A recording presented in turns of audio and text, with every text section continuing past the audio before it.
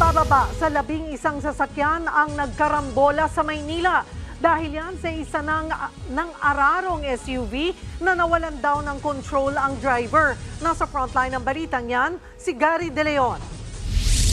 UP ang likuran habang nakaipit sa pagitan ng concrete barrier at puting SUV. Ang tricycle nito nang abutan ng News 5 sa kabaan ng United Nation Avenue sa Maynila. Sa harapang gulong naman ng SUV, naipit ang isang motorsiklo sa kalsada. Makikita ang iba pang nasirang sasakyan matapos araruhin ng puting SUV kaninang umaga. Kabilang dyan ang isang kotse, pickup truck, 2 tricycle at 7 motorsiklo. Pinakamatinding nasaktan sa aksidente ang driver ng tricycle na agad dinala sa ospital. Kwento ng driver ng SUV, pa-U-turn na sana siya papuntang Taft Avenue nang biglang mawala ng kontrol. Hindi pa rin nakaya, sir. Kaya gano'n nangyari.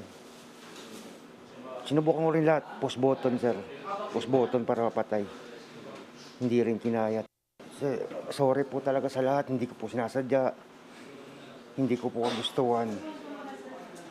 Sorry po. Sinubukan niya raw ibangga ang sasakyan sa concrete barrier.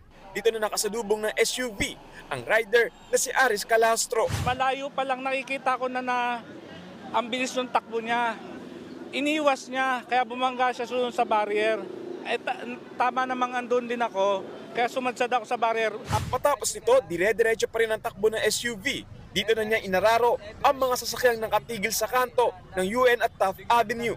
Sa dami ng sasakyang nadamay, bumigat ang daloy ng trapiko sa lugar. Inabot pa ng 3 oras bago naalis ang mga sasakyan.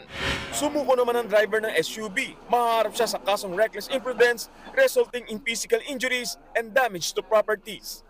Nagbabalita mula sa frontline, Gary De Leon, News 5. Mga kapatid, Cheryl Cosim po, huwag maging huli at maging una sa lahat sa balitaan. Para sa tuloy-tuloy na talakayang sa Frontline, mag-follow at mag-subscribe sa social media pages ng News 5.